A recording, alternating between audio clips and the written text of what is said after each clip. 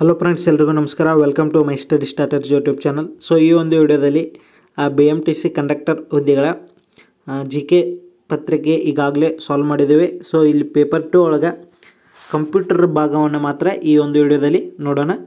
So GK ಪತ್ರಿಕೆಯನ್ನು ಇನ್ನೂ ಯಾರು ನೋಡಿಲ್ಲ ಹೋಗಿ ನೋಡ್ಕೊಂಬನ್ನಿ, ಇದೇ ಚಾನಲ್ನಲ್ಲಿ ಅಪ್ಲೋಡ್ ಮಾಡಲಾಗಿದೆ.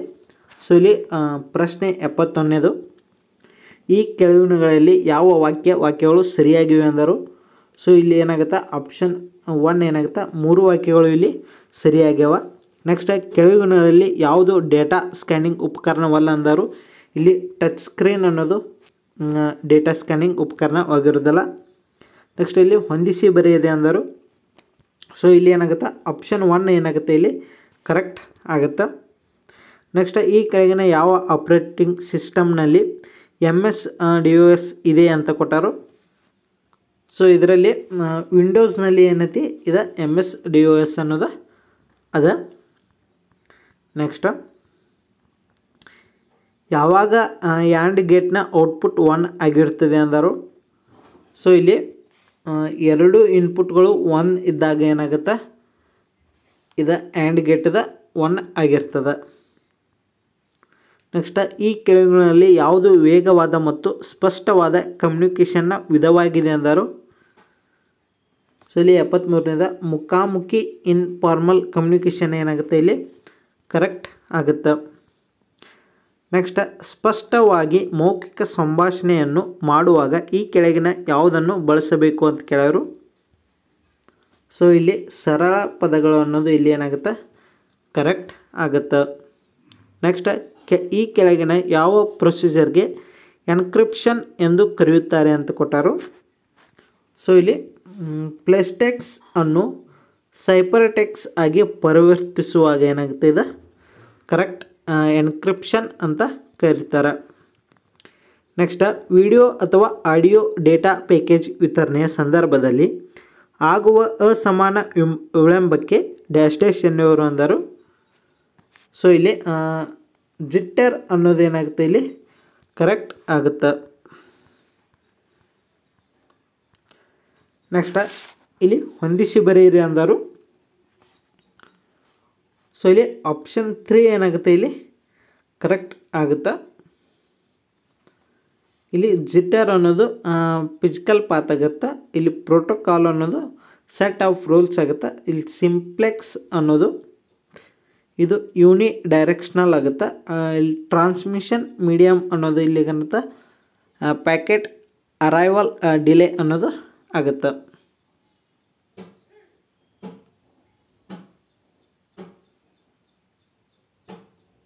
ಸಾರಿ, ಇಲ್ಲಿ ಸ್ವಲ್ಪ ಮಿಸ್ಟೇಕ್ ಆಯಿತು. ಸೊ ಇಲ್ಲಿ ಆಪ್ಷನ್ 3 ಆಗುತ್ತೆ ಇಲ್ಲಿ. ಸೊ ಇಲ್ಲಿ ಜಿಟ್ಟರ್ ಅನ್ನೋದು ಪ್ಯಾಕೆಟ್ ಅರೈವಲ್ ಡಿಲೇ ಆಗುತ್ತೆ. ಸೊ ಪ್ರೋಟೋಕಾಲ್ ಅನ್ನೋದು ಸೆಟ್ ಆಫ್ ರೂಲ್ಸ್ ಆಗುತ್ತೆ. ಸಿಂಪ್ಲೆಕ್ಸ್ ಅನ್ನೋದು ಇಲ್ಲಿ ಯೂನಿ ಡೈರೆಕ್ಷನಲ್ ಆಗುತ್ತೆ. ಇಲ್ಲಿ ಟ್ರಾನ್ಸ್ಮಿಷನ್ ಮೀಡಿಯಮ್ ಅನ್ನೋದು ಫಿಸಿಕಲ್ ಪಾತ್ ಆಗುತ್ತೆ. ನೆಕ್ಸ್ಟ್ ಟೇಬಲ್ನಲ್ಲಿ ಇರುವ ಒಟ್ಟು ರೋಗಳ ಸಂಖ್ಯೆಗೆ ಏನೆಂದು ಹೆಸರು ಅಂತ ಕೊಟ್ಟರು. ಸೊ ಇಲ್ಲಿ ಕಾರ್ಡಿನಾಲಿಟಿ ಅಂತ ಕರೀತಾರೆ. ನೆಕ್ಸ್ಟ್ ಎರಡು ಎಂಟಿಟಿಗಳ ಸಂಬಂಧವನ್ನು ಏನೆಂದು ಕರೆಯುತ್ತಾರೆ ಅಂತ ಕೊಟ್ಟರು. ಸೊ ಇದನ್ನು ಬೈನರಿ ಅಂತ ಕರೀತಾರೆ. ನೆಕ್ಸ್ಟ್ ಸಾಫ್ಟ್ವೇರ್ ಕೋಡ್ನಲ್ಲಿ ತಪ್ಪು ಕಂಡುಹಿಡಿಕೆಯನ್ನು ಡ್ಯಾಶ್ ಎಂದು ಕರೆಯುತ್ತಾರೆ ಅಂತ ಕೊಟ್ಟರು. ಸೊ ಇದನ್ನ ಡಿಬಗ್ಗಿಂಗ್ ಅಂತ ಕರೀತಾರೆ. ನೆಕ್ಸ್ಟ್ ಲಾಗಿನ್ ನೇಮ್ ಹಾಗೂ ಪಾಸ್ವರ್ಡ್ ಪರಿಶೀಲನೆಯನ್ನು ಕಂಪ್ಯೂಟರ್ ಟರ್ಮಿನಾಲಜಿಯಲ್ಲಿ ಏನೆಂದು ಕರೆಯುತ್ತಾರೆ ಅಂತ ಕೊಟ್ಟರು. ಸೊ ಅಥೆಂಟಿಕೇಷನ್ ಅಂತ ಇಲ್ಲಿ ಕರೀತಾರೆ. Next Quick Heal, Norton, Smart Dog, ಮೆಕಾಪಿಗಳು ಈ ಕೆಳಗಿನ ಯಾವುದಕ್ಕೆ ಉದಾಹರಣೆಗಳು ಅಂತ ಕೊಟ್ಟರು. ಸೊ ಇವು ಏನಾಗುತ್ತೆ ಆ್ಯಂಟಿವೈರಸ್ಗೆ ಏನಾಗುತ್ತೆ ಉದಾಹರಣೆ ಆಗುತ್ತದೆ. ನೆಕ್ಸ್ಟ್ ಈ ಕೆಳಗಿನ ಯಾವ ಗಣಕಯಂತ್ರ ಒಂದೇ ಸಮಯದಲ್ಲಿ 50,000ವರೆಗೆ ಬಳಕೆದಾರರ ಕೆಲಸವನ್ನು ಮಾಡುತ್ತದೆ ಅಂತ ಕೊಟ್ಟರು. ಸೊ ಇದು ಮೇನ್ ಫ್ರೇಮ್ ಕಂಪ್ಯೂಟರ್ಸ್ಗಳಲ್ಲಿ ಏನಾಗುತ್ತೆ 50,000ವರೆಗೂ ಏನೈತಿ ಬಳಕೆದಾರರು ಕೆಲಸ ಮಾಡಬೇಕಾಗ್ತದೆ. ನೆಕ್ಸ್ಟ್ ರಿಮೋಟ್ ನಿರ್ವಹಣೆಗೆ ಈ ಕೆಳಗಿನ ಯಾವ ಅಂತರ್ಜಾಲ ಸೇವೆಯನ್ನು ಬಳಸುತ್ತಾರೆ ಅಂತ ಕೊಟ್ಟರು. ಸೊ ಇಲ್ಲಿ ಟೆಲ್ನೆಟ್ ಅನ್ನೋದನ್ನು ಇಲ್ಲಿ ಬಳಸಲಾಗ್ತದೆ. ನೆಕ್ಸ್ಟ್ ಈ ಕೆಳಗಿನಲ್ಲಿ ಯಾವುದು ಆಕ್ಟಲ್ ನಂಬರ್ಗಳಲ್ಲ ಅಂತ ಕೊಟ್ಟರು. ಸೊ ಇಲ್ಲಿ 678 149 ಇಲ್ಲಿ ಏನಾಗುತ್ತೆ ಆಗಲ್ಲ. ಸೊ ಆಕ್ಟಲ್ ನಂಬರ್ ಒಳಗೆ ಯಾವ್ಯಾವ ಸಂಖ್ಯೆ ಇರ್ತಾವಂದ್ರೆ 0 1 2 3 4 5 6 7 8 9 ಏನೈತಿ ಇವೆರಡು ಬರೋದಿಲ್ಲ. ಸೊ ಉಳಿದಿದ್ದ ನಂಬರ ಬರ್ತಾವೆ. ನೆಕ್ಸ್ಟ್ ಈ ಕೆಳಗಿನಲ್ಲಿ ಯಾವುದು ಮಾನ್ಯವಾದ ಬೈನರಿ ಸಂಖ್ಯೆ ಅಲ್ಲ ಅಂತ ಕೊಟ್ಟರು. ಸೊ ಬೈನರಿ ಸಂಖ್ಯೆ ಒಳಗೆ 1 ಅಥವಾ 0 ಸಂಖ್ಯೆಗಳಿಂದ ಆಗಿರ್ತಾವೆ. ಸೊ ಇಲ್ಲಿ 2 ಅನ್ನೋದು ಬಂದದ. ಸೊ ಇದು ಬೈನರಿ ಸಂಖ್ಯೆ ಅಲ್ಲ. ನೆಕ್ಸ್ಟ್ ಇಮೇಲ್ ಸಂಯೋಜನೆಯಲ್ಲಿ BCCಯ ಸಂಕ್ಷಿಪ್ತ ರೂಪ ಏನಂತ ಕೊಟ್ಟರು. ಸೊ ಇಲ್ಲಿ ಬ್ಲೈಂಡ್ ಕಾರ್ಬನ್ ಕಾಪಿ ಅನ್ನೋದು ಕರೆಕ್ಟ್ ಆಗುತ್ತೆ. ನೆಕ್ಸ್ಟ್ ಸಿಗ್ಮಾ ಚಿಹ್ನೆಯನ್ನು ಯಾತಕ್ಕಾಗಿ ಬಳಸಲಾಗುತ್ತದೆ ಅಂತ ಕೊಟ್ಟರು. ಸೊ ಇದನ್ನು ಆಟೋ ಸಮ್ ಸಂಬಂಧ ಇದನ್ನು ಬಳಸಲಾಗ್ತದೆ. ನೆಕ್ಸ್ಟ್ ನಮ್ಮ ಗಣಕಯಂತ್ರದಲ್ಲಿರುವ ಪ್ರೋಗ್ರಾಮ್ ಅನ್ನು ಅನ್ಇನ್ಸ್ಟಾಲ್ ಮಾಡಲು ವಿಂಡೋಸ್ನಲ್ಲಿ ಕಂಟ್ರೋಲ್ ಪೆನಾಲ್ನ ಯಾವ ಆಯ್ಕೆಯನ್ನು ಬಳಸಲಾಗುತ್ತದೆ ಅಂತ ಕೊಟ್ಟರು. ಸೊ ಇಲ್ಲಿ ಪ್ರೋಗ್ರಾಮ್ ಆ್ಯಂಡ್ ಫ್ಯೂಚರ್ಸನ್ನು ಇಲ್ಲಿ ಬಳಸಲಾಗ್ತದೆ. ನೆಕ್ಸ್ಟ್ ಕಂಪ್ಯೂಟರ್ ಪರದೆಯನ್ನು ರಿಫ್ರೆಶ್ ಮಾಡಲು ಡ್ಯಾಶ್ ಬಟನನ್ನು ವಿಂಡೋಸ್ ಆಪರೇಟಿಂಗ್ ಸಿಸ್ಟಮ್ನಲ್ಲಿ ಬಳಸಲಾಗ್ತದೆ ಅಂದರು. ಇಲ್ಲಿ ರಿಫ್ರೆಶ್ ಮಾಡಲು F5 ಬಳಸ್ತಾರೆ. Next MS word file extension ಯಾವುದು ಅಂತ ಕೊಟ್ಟರು. ಇಲ್ಲಿ .doc ಅನ್ನೋದು ಇಲ್ಲಿ ಏನಾಗುತ್ತೆ ಕರೆಕ್ಟ್ ಆಗುತ್ತೆ. ನೆಕ್ಸ್ಟು ಇಲ್ಲಿ ಹೊಂದಿಸಿ ಬರೆಯಿರಿ ಅಂತ ಕೊಟ್ಟರು.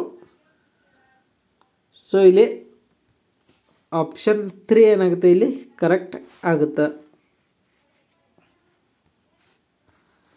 ನೆಕ್ಸ್ಟ್ ಅಮೇರಿಕ ಸಂಯುಕ್ತ ಸಂಸ್ಥಾನದಲ್ಲಿ ವಾಣಿಜ್ಯ ಬಳಕೆಗೆ ಮೊಟ್ಟ ಮೊದಲ ಬಾರಿಗೆ ಈ ಕೆಳಗಿನ ಯಾವ ಕಂಪ್ಯೂಟರನ್ನು ಬಳಸಿದರು ಅಂತ ಕೊಟ್ಟರು.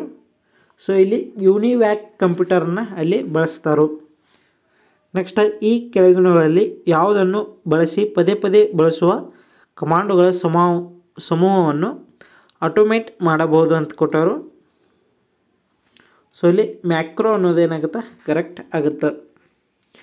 ನೆಕ್ಸ್ಟ್ ಇತ್ತೀಚಿನ ದಿನಗಳಲ್ಲಿ ಅಂತರ್ಜಾಲ ತಾಣಗಳಲ್ಲಿ ಸಾಮಾನ್ಯವಾಗಿ ಕನ್ನಡ ಮಾಹಿತಿ ಈ ಕೆಳಗಿನ ಯಾವ ಮಾದರಿಯಲ್ಲಿ ದೊರೆಯುತ್ತದೆ ಅಂತ ಕೊಟ್ಟರು.